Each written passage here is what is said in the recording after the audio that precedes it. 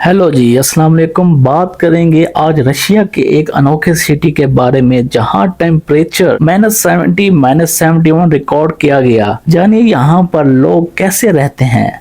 Russia के Serbia के area में एक अनोखा सिटी या इसे याकुतिया भी कहते हैं, जो अपने -70 टेम्परेचर गिरने की वजह से दुनिया भर में बहुत मशहूर है। और यहाँ इतना ज्यादा माइनस टेम्परेचर है, बावजूद लोग खुश नजर आते हैं। सवाल ये पैदा होता है कि मौसम इतना सर्द क्यों है। याकूत एरिया समंदर से दूरी की वजह से यहाँ की आबो हवा में कंटेंशनल क्लाइमेट पाई जाती है। और एक बात, सर्दियों में सूरज की रोशनी बहुत कम मिलती है और इसके साथ जमीन की सतह पर जमी हुई परमाफ्रॉस्ट है जो गर्मी जज़ब नहीं होने देती। यही वजह है यहाँ पर 6 से 8 माह सर्दी रहती है। यहाँ पर गर्मियों में जो टेम्परेचर तकरीबन -20 से -35 टेम्परेचर होता है, और इसके बरक्स सर्दियों में टेम्परेचर -40 से -60 और -70 तक हो जाता है। चलिए अब हम बात करते हैं यहाँ पर इतने माइनस टेम्परेचर पर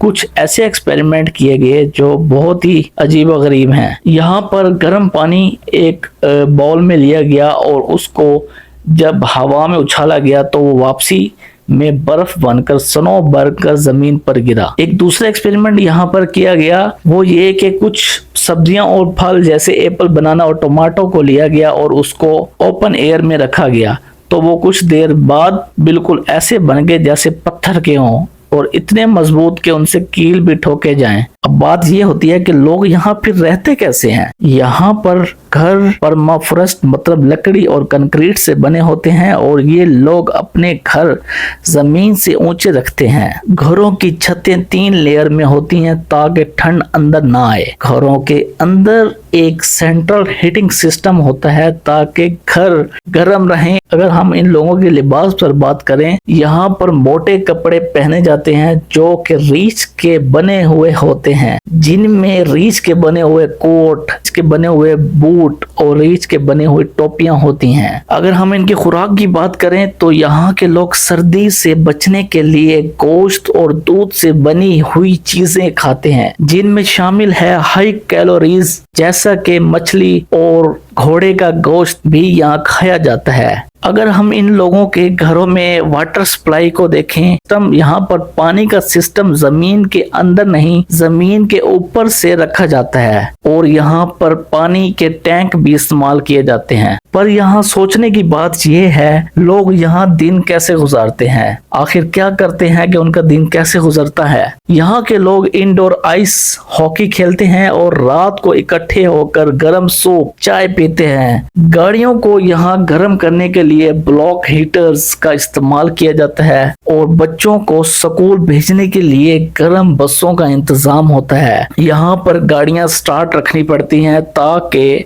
बर्फ की वजह से उनके इंजन और गाड़ियां के ऊपर बर्फ ना जम जाए, इसलिए वो लोग गाड़ी को कवर्ड रखते हैं और इंजन को ऑन रखते हैं ताकि गाड़ियों का इंजन चलता रहे। यहाँ के लोग जिद्दत रवायात वाले हैं, लेटेस्ट टेक्नोलॉजी जैसे हीटेड बिल्डिंग्स और आबो अजदाद की तरीके पर रहते हैं। यहाँ के हर मौसम ने इन्हें इतना मजबूत और हुनरमंद बना दिया है। Thanks for watching.